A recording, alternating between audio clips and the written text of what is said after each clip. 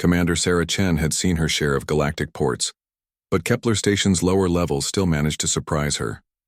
The desperate and displaced from a dozen worlds gathered in the shadowy corridors, trading scraps and stories in equal measure. As humanity's diplomatic envoy to the Outer Rim territories, she'd learned to navigate these places with both caution and compassion. The figure huddled against the maintenance shaft caught her attention not because of her obvious alien heritage, but because of the way other beings actively avoided her corner of the corridor. The female, for her posture and features suggested femininity despite her clearly non-human origins, possessed the ethereal beauty typical of the Zephyrian species. Her skin held an opalescent quality that shifted between pale blue and silver, and her large, luminous eyes dominated a delicate face framed by what appeared to be crystalline hair that chimed softly with each movement. But beauty meant little when it was wrapped in tattered clothing and shadowed by desperation. Sarah approached slowly, her diplomatic training kicking in. The universal translator at her collar would handle basic communication, but reading body, language across species required experience and intuition. "Are you injured?" Sarah asked, crouching to put herself at eye level with the alien woman. The Zephyrian's head snapped up, those luminous eyes widening with something between hope and terror. When she spoke, her voice carried the musical quality of her species, though it trembled with exhaustion.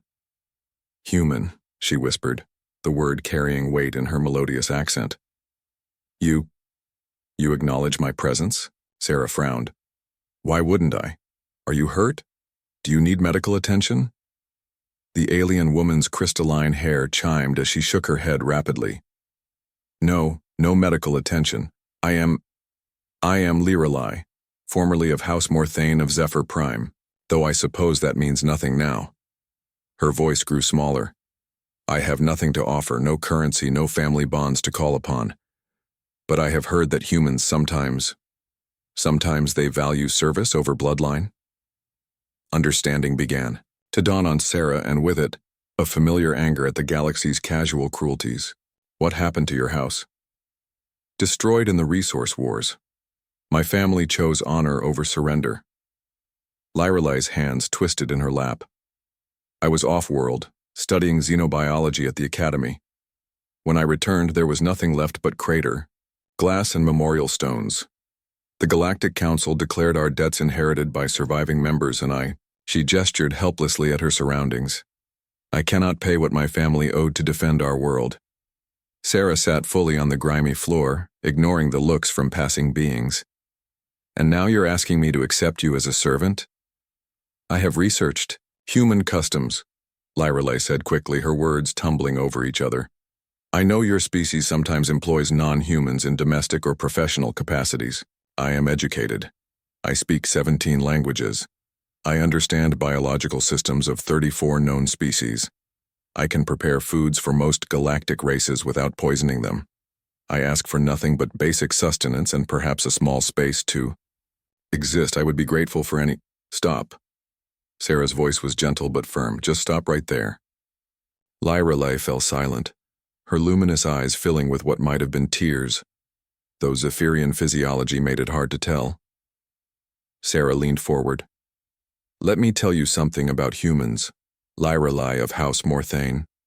We don't believe that a person's worth is determined by their family's financial status or their ability to pay debts inherited through tragedy. But I have nothing. You have yourself, your knowledge, your experiences, your perspective. You survived the loss of everything you knew and somehow made it this far across the galaxy. That takes strength most beings never need to discover. They possess." Hope flickered in Lirelai's expression, quickly followed by confusion. Then you will accept my service?" Sarah stood and extended her hand. "I'll accept your friendship if you're willing to offer it. And I'll offer you something in return. Not a position as a servant, but an opportunity to reclaim your life on your own terms." Lirelai stared at the offered hand as if it might vanish. "I do not understand. The human diplomatic mission always needs xenobiologists. The pay is honest, the work is meaningful, and the benefits include housing, medical care, and educational opportunities. You'd be my colleague, not my servant. equal partners working toward common goals. But the debts are not recognized by human law or the Terran Alliance. We don't believe in punishing children for their parents' circumstances, especially when those circumstances involve defending their world against aggressors. Sarah kept her hand extended. The question is, are you ready to start building a new life instead of trying to pay for an old one? For a long moment, Lyrelei simply stared. Then slowly she reached out and clasped Sarah's hand with both of her own. Her touch was surprisingly warm and her crystalline hair chimed like distant bells. "I do not know how to repay such kindness," she whispered. Sarah helped her to her feet. "You don't repay it, Lyrelei. You pay it forward. Someday when you're established and thriving again, you'll find someone else who needs a hand up. That's how humans build communities. Not through debt and obligation, but through mutual support and recognition of each other's inherent worth." As they walked together toward the upper levels of the station, Sarah noticed how other beings' attitudes shifted. The same creatures who had avoided Lyrelei now nodded respectfully, recognizing her as being under human protection. It was a small thing, but it would make her transition easier. "Commander Chen," Lyrelei said softly as they rode the lift upward. "I studied human customs, but I think I misunderstood something fundamental." "What's that?" "I thought humans valued service, but you value something else entirely, don't you?" Sarah smiled. "We value dignity, Lyrelei. Everyone's dignity, including our own.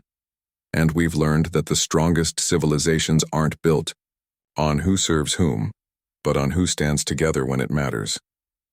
The lift doors opened onto the diplomatic sector, where humans and dozens of allied species worked side by side.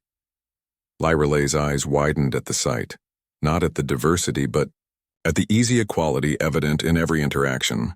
"Welcome to your new life," Sarah said. "Ready to help us figure out how to make the galaxy a little bit better?" Lyrelei's crystalline hair sang a clear, bright note as she nodded. "Yes, Commander, I believe I am." And in that moment, the galaxy gained not a servant, but an advocate for the radical human notion that everyone deserved a chance to write their own story.